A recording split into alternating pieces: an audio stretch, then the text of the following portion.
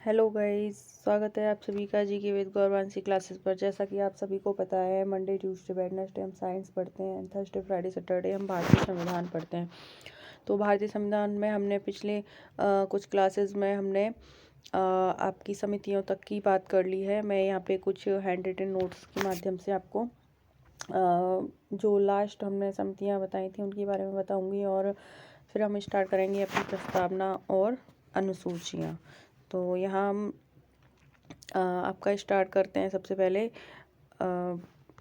समितियाँ, मतलब समितियाँ हमारी का मतलब कौन सी समिति के कौन से अध्यक्ष हैं। ठीक है,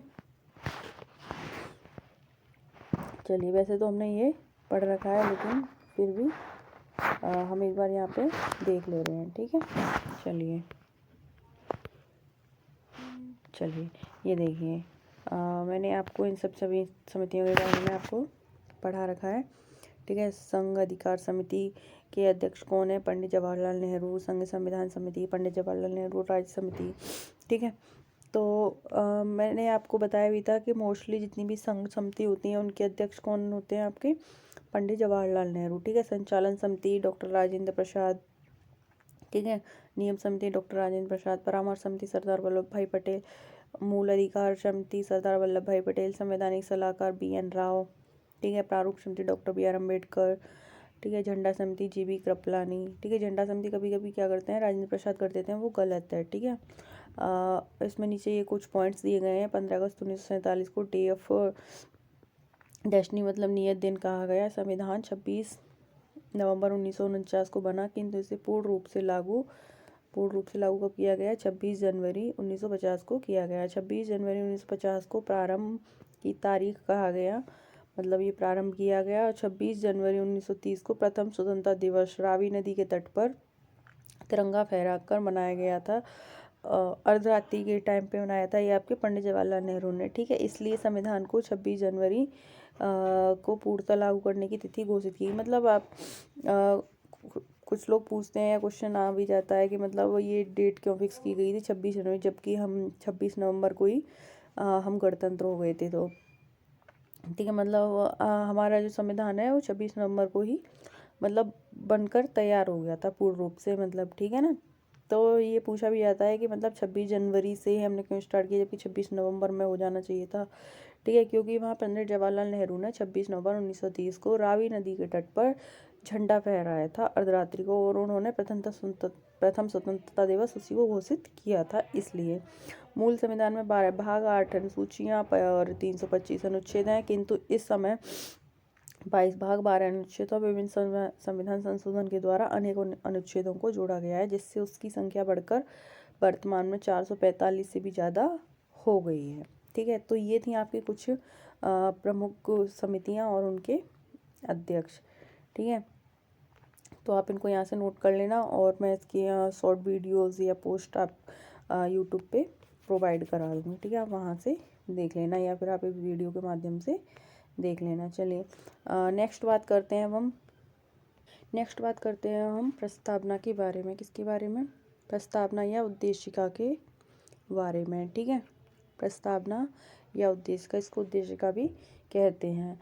13 दिसंबर 1946 को पंडित जवाहरलाल नेहरू ने संविधान सभा में उद्देश्य प्रस्ताव पेश किया था। कब? 13 दिसंबर 1946 को पंडित जवाहरलाल नेहरू ने संविधान सभा में, किसने? मैं यहाँ शॉर्ट में लिखती हूँ, आप समझ जाना, पंडित JL नेहरू। ठीक है, पंडित जवाहरलाल नेहरू ने संविधान सभा में उद्देश्य प्रस्ताव पेश किया था, जिसमें संविधान की एक रूपरेखा निर्धारित थी। ठीक है, अर्थात संविधान का सार संक्षिप्त रूप में लिखा था। क्या लिखा था वो हम यहाँ नीचे देख ले रहे हैं एक बार, एक लाइन में। लोकतांत्रिक संप्रभु, लक्ष्य, न्याय की परिकल्पना, समानता, स्वतंत्रता और बंधुत्व के विचार होंगे। क्या होंगे उसमें? लोकतांत्रिक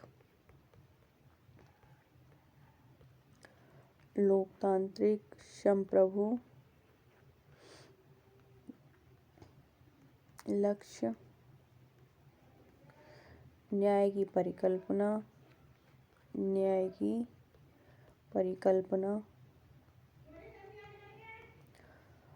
समानता, न्याय की परिकल्पना, समानता, स्वतंत्रता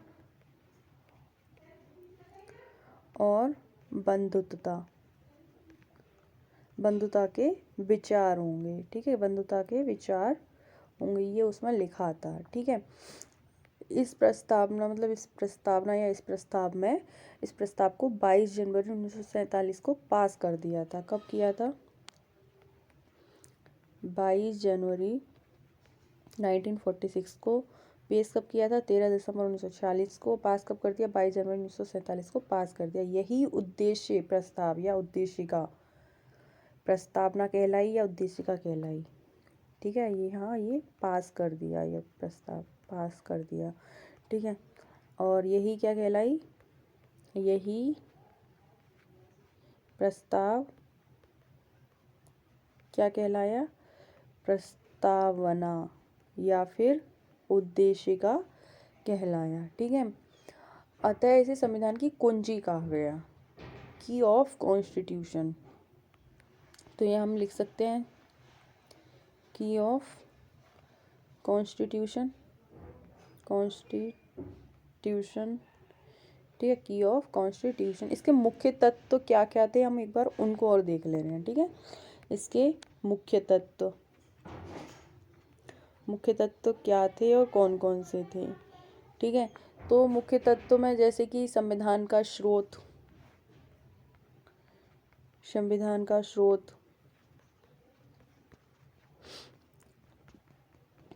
संविधान का स्रोत।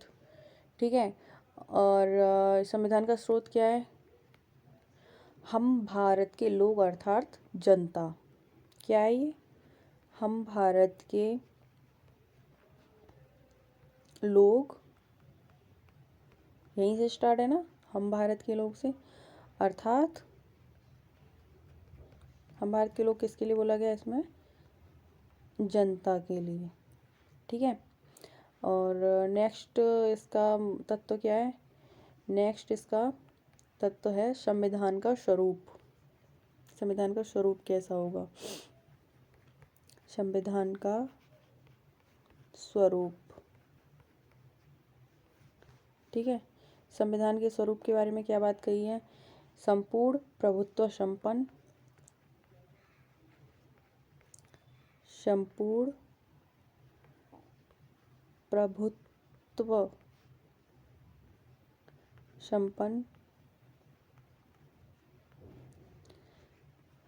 समाजवादी। कैसा स्वरूप होगा? समाजवादी। ठीक है, पंथ निरपेक्ष, पंथ निरपेक्ष। ठीक है, और लोकतंत्रात्मक, लोकतंत्रात्मक। अच्छा, मैं चाहती तो यहाँ पे एक पूरी प्रस्तावना को लिख के ला सकती थी, बट मैंने सोचा मतलब उसके तत्व के साथ साथ मैं आपको उसका बताती जाऊँ। नेक्स्ट है इसमें इसका गणराज्य। ठीक है, तो ये हो गया संविधान का स्वरूप। हमारे संविधान का स्वरूप कैसा होगा? संविधान का स्वरूप कैसा होगा? संविधान का स्वरूप होगा संपूर्ण प्रभुत्व संपन्न, समाजवादी, पंथ निरपेक्ष, लोकतंत्रात्मक, गणराज्य। ठीक है, और स्रोत क्या है? हम भारत के लोग। नेक्स्ट हम बात करते हैं इसका उद्देश्य। संविधान का उद्देश्य, उद्देश्य क्या था? संविधान का उद्देश्य, भाई जब हम कोई काम करेंगे तो उसका कोई ना कोई तो मोटो होगा, कोई ना कोई तो उद्देश्य होगा। ठीक है, तो इसका उद्देश्य था, तो इसका उद्देश्य था न्याय, न्याय। वो भी न्याय इसमें कितने तरीके का बताया? न्याय बताया है आपका सामाजिक, आर्थिक और राजनीतिक। ठीक है, राजनीतिक। ठीक है, ये आगे और क्या है इसका उद्देश्य में? और आपका है स्वतंत्रता, अभी ये कैसे होगा वो आपको यहीं पता चल जाएगा, मतलब यहीं से पूरी प्रस्तावना आपकी बन जाएगी। स्वतंत्रता, स्वतंत्रता कितने प्रकार की होगी? स्वतंत्रता होगी हमारे आपका धर्म, विचार, अभिव्यक्ति, या फिर आप ऐसे कर सकते हो विचार, अभिव्यक्ति, विश्वास, धर्म और उपासना, ऐसे कर ले रहे हैं हम। यहाँ पे मैं फिर से इसको लिख रही हूँ, ठीक है। यहाँ पे लिखते हैं हम विचार, अभिव्यक्ति, विचार, अभिव्यक्ति, विश्वास, धर्म और उपासना, ठीक है। तो ये थी कितने प्रकार की स्वतंत्रता हो गई? विचार, अभिव्यक्ति, विश्वास, धर्म और उपासना, 5 प्रकार की, और 3 प्रकार का न्याय, ठीक है। आगे बात करते हैं अब हम इसमें प्रतिष्ठा और अवसर की समता। प्रतिष्ठा और अवसर की क्षमता, ठीक है। नेक्स्ट पॉइंट क्या था आपका इसके उद्देश्य में? व्यक्ति की गरिमा, व्यक्ति की गरिमा, राष्ट्र की एकता और अखंडता और बंधुता, ठीक है। तो ये हो गया संविधान का उद्देश्य। हम एक बार लास्ट से देख ले रहे हैं, ठीक है। यहाँ से है हमारे संविधान के मुख्य स्रोत, ठीक है। संविधान का मुख्य स्रोत क्या है? हम भारत के लोग अर्थात जनता भारत को एक संपूर्ण प्रभुत्व संपन्न समाजवादी पंथनिरपेक्ष लोकतंत्रात्मक गणराज्य बनाने के लिए और किस उद्देश्य से न्याय कितने प्रकार का? 3 प्रकार का, सामाजिक, आर्थिक और राजनीतिक स्वतंत्रता, विचार, अभिव्यक्ति, विश्वास, धर्म और उपासना की, और अवसर की क्षमता, व्यक्ति की गरिमा और राष्ट्र की एकता और अखंडता और बंधुता को बनाए रखने के लिए, ठीक है। तो मैंने आपको मुख्य तत्व के में ही आपको प्रस्तावना पूरी बता दी। तो ये थी हमारे देश की प्रस्तावना, ठीक है। तो ये हो गई आपकी प्रस्तावना। अब बात करते हैं अब हम अनुसूचियों के बारे में, ठीक है। अनुसूचियों के बारे में बात कर ले रहे हैं हम यहाँ पे, ठीक है। अनुसूचियों से पहले मैंने आपको जो स्रोत कराए थे आपको आई थिंक ध्यान हो, ठीक है। हाँ, आपको ध्यान होगा शायद, मैंने आपको स्रोत कराए थे मतलब भारतीय संविधान में कौन सी विषय वस्तु कहाँ से ली गई है। तो यहाँ पे मैं उसके नोट्स ले आई हूँ, ठीक है। आप यहाँ से प्लीज़ एक बार देख लेना। जर्मनी से, कनाडा से, फ्रांस, आयरलैंड, दक्षिण अफ्रीका, अमेरिका, रूस, ऑस्ट्रेलिया और ब्रिटेन। अच्छा, इसके ये नोट्स तो हैं, लेकिन इसके साथ साथ जैसे कि डिटेल्ड नोट ये है, ठीक है। तो आप एक बार प्लीज़ यहाँ से भी आप देख लेना, ठीक है। जैसे कि भारतीय संविधान के स्रोत एक नज़र में, भारतीय शासन अधिनियम 1935 से, वैसे तो मैंने ये पढ़ा दिए हैं बट फिर भी मैंने सोचा एक बार आपके लिए ये ले आऊँ तो मतलब ज़्यादा सफिशिएंट होगा। ब्रिटेन, ये देखिए ब्रिटेन का, संयुक्त राज्य अमेरिका, ठीक है, आयरलैंड, कनाडा, ठीक है। तो इसमें ये सारे स्रोत दिए गए हैं।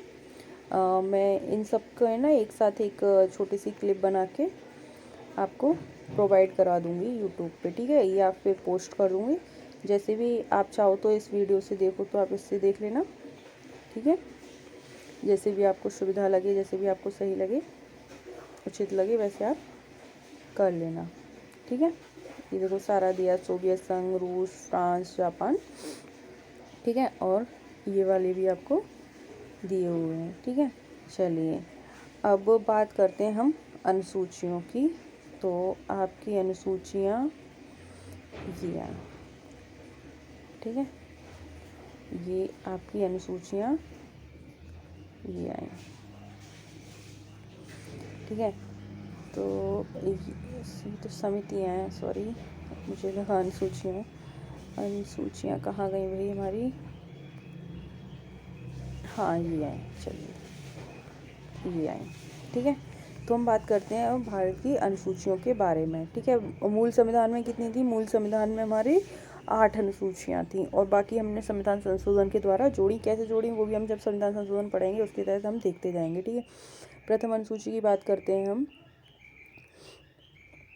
प्रथम अनुसूची की हम बात करते हैं तो भारत के राज्य तथा केंद्र शासित प्रदेश का वर्णन है इसमें। द्वितीय अनुसूची में विशिष्ट पदाधिकारियों का वेतन और भत्तों के बारे में वर्णन है। तृतीय अनुसूची में विशिष्ट पदाधिकारियों की शपथ। ठीक है, और फोर्थ में आपके राज्यसभा में राज्यों के केंद्र शासित प्रदेश में सीटों का आवंटन या निर्धारण। ठीक है, और नेक्स्ट आपकी पांचवी अनुसूची। पांचवी अनुसूची में आपकी अनुसूचित जाति एवं जनजाति के लिए विशेष प्रशासन की व्यवस्था है। छठी में असम, मेघालय, त्रिपुरा और मिजोरम, इन राज्यों के नाम याद रखना आप। ठीक है, असम, मेघालय, त्रिपुरा और मिजोरम, वहाँ मणिपुर मत कर देना। ठीक है, तो मैं जनजातियों के लिए विशेष छठी अनुसूची आपकी असम, मेघालय, त्रिपुरा और मिजोरम में जनजातीय क्षेत्रों के बारे में प्रावधान है इसमें। ठीक है, और आपकी सातवीं अनुसूची संघ सूची, राज्य सूची और संवर्ती सूची के बारे में दिया गया है। ठीक है, संघ सूची मतलब पहले इसमें 97 विषय थे, अब 100 हैं। राज्य सूची में पहले 66 थे, अब 61 हैं। संवर्ती सूची में 47 थे, अब 52 है। ठीक है, और नेक्स्ट है आपकी आठवीं अनुसूची। आठवीं अनुसूची में भाषा के बारे में प्रावधान है। प्रारंभ में कितनी भाषाएं थी? प्रारंभ में कितनी भाषाएं थी संविधान में? प्रारंभ में 14 भाषाएं थी और वर्तमान में कितनी है? वर्तमान में 22 भाषाएं दी गई हैं। ठीक है, 22 भाषाओं के बारे में दिया गया है इसमें। ठीक है, 22 भाषाएं शामिल की गई हैं। नौवीं अनुसूची की बात करते हैं। नौवीं अनुसूची को संविधान संशोधन द्वारा जोड़ा गया 1951 में। ठीक है, 1951 में, और वो भी कौन से संविधान संशोधन? प्रथम संविधान संशोधन के द्वारा जोड़ा गया, जिसमें क्या है, भूमि सुधार से संबंधित प्रावधान दिया गया है इसमें। ठीक है, 10वीं अनुसूची, 10 का मतलब है दल बदल। 52वें संविधान संशोधन 1985 के द्वारा जोड़ा गया, दल बदल के बारे में इसमें दिया गया है। 11वीं अनुसूची में 73वें संविधान संशोधन द्वारा जोड़ा गया।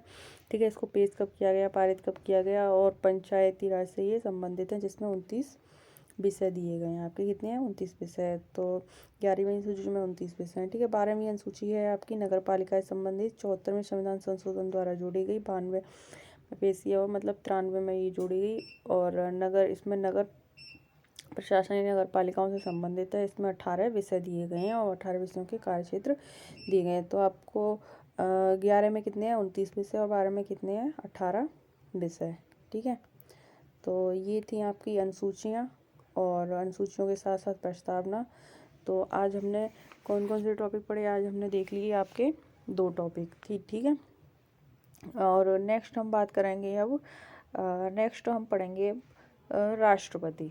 ठीक है, नेक्स्ट पढ़ेंगे हम राष्ट्रपति। एक काम करेंगे, राष्ट्रपति को पढ़ने से पहले हम अनुच्छेद 1, 2, 3 जो स्टार्टिंग से दिए उनको एक बार में देख लेंगे, उसके बाद हम राष्ट्रपति स्टार्ट करेंगे। ठीक है, तो चलिए आज की क्लास को हम यहीं पे समाप्त करते हैं और आप लोगों से विदा लेते हैं।